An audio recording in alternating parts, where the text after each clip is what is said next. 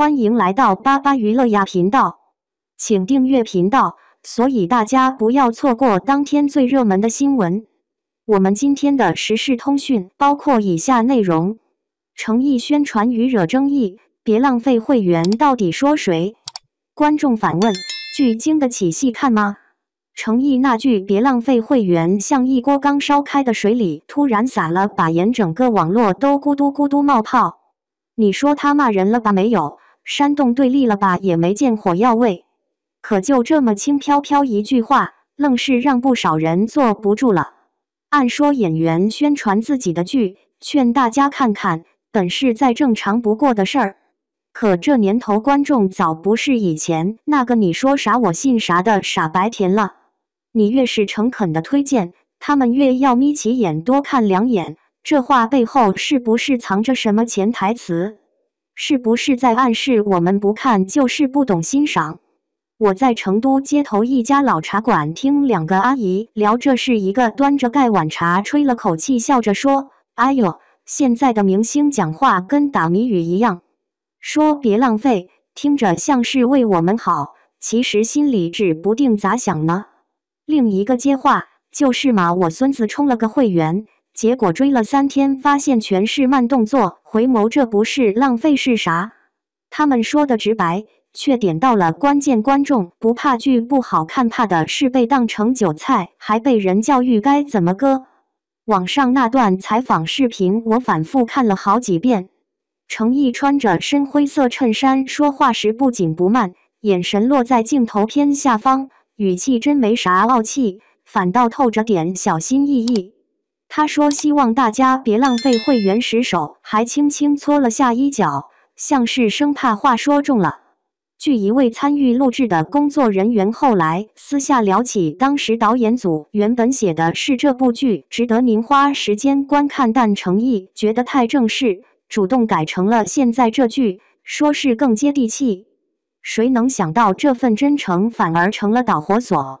豆瓣上有个帖子让我印象特别深。楼主说他本来挺喜欢程毅的《莲花楼》，那会儿熬夜追完，还特意去买了周边。可看到这句宣传语，心里咯噔一下。以前他是我不靠流量，现在又说别浪费会员，听着就像在说我都这么拼了，你们还不来看？他说这话时没生气，倒像是失望，好像我们不追剧就成了辜负他的坏人。这种情绪其实挺普遍的。现在很多人不是不想支持好演员，而是怕自己掏了钱，花了时间，最后只换来一场精心包装的情绪消费。我认识一个做影视宣发的朋友，在上海某大公司干了8年。有天喝酒时，他跟我说，现在艺人讲每一句话背后都有3、4层意思。你以为他在谈作品，其实他在平衡平台、资方、粉丝3方的脸色。他举了个例子，像富山海这种 S 加项目，投资3亿多，平台肯定希望主演能多拉点热度，于是品质诚意必看这类词就成了标配话术。可问题是，当这些词被用得太频繁，观众耳朵都起茧了，哪怕你是真心实意，听起来也像套路。那天我在北京地铁上刷到一个 B 站视频，UP 主一帧一帧拆解富山海里的打戏，发现同一套动作来回用了7、8次，连背景树晃的角度都一模一样。评论区有人调侃，这哪是富山海，这是原地踏步。但也有人替程毅喊冤，人家演得挺认真，问题是剧本就这水平，神仙也救不了。这话让我想起前2天路过横店，看见剧组收工，一群5行兄弟蹲在路边吃盒饭，脸上还带着妆。他们才是最清楚一部剧到底下了多少真功夫的人。可最终背锅的往往是站在前面的那个名字。说实话，我自己也充了好几个视频平台的会员。去年算了一笔账，光是追剧这项，1年花了将近2000块。有时候点开一部新剧，看到前3集全是滤镜加慢放，心里就咯噔一下，完了，这次又踩雷了。所以当有人说别浪费会员时，哪怕初衷是好的，听在耳朵里也容易变为他像是一记温柔的责备，提醒你，你不看，不是剧不行，是你不懂珍惜。可谁愿意被这样提醒呢？尤其是在这个工资涨不过会员价的年代。后来我问了一个追完全集的朋友，他是个小学老师，平时最爱看古装剧放松。他说《富山海》确实不算惊艳，但程毅的眼神戏还是稳的。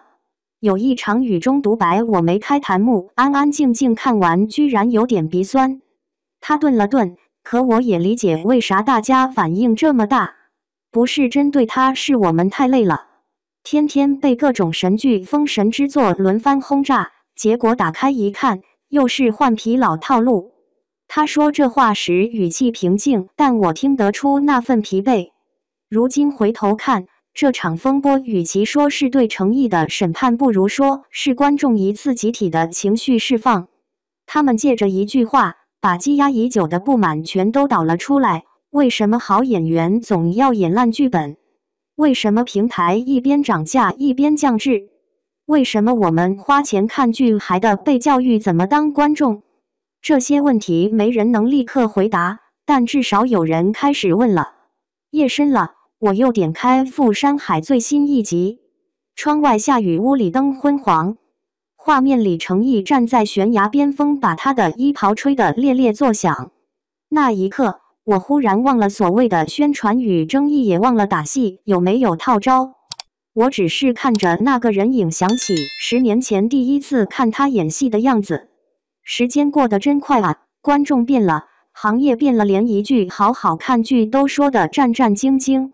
在当下的影视环境里，品质必看大制作早已被说烂，观众掏钱买会员，追剧踩雷的几率却越来越高。当听到别浪费时，大家第一反应不是感动，而是质疑，剧本真值吗？效果真撑得起吗？正如茶馆里大妈直言，怕的不是剧不好，而是被当韭菜还要被教育。事实上，从采访视频中看，程毅语气平和，动作拘谨，并无傲慢之意。但观众眼中的落差，恰好折射出当下行业的矛盾。演员真心推荐，观众却不敢轻信；好演员认真演绎，却常被困在套路剧本里。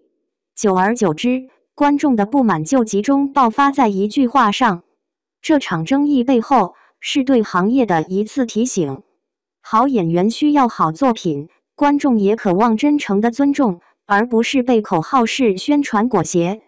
或许，当创作者和平台真正拿出过硬的剧本与诚意时，别浪费会员才会变成一句温柔的共鸣，而不是引发质疑的导火索。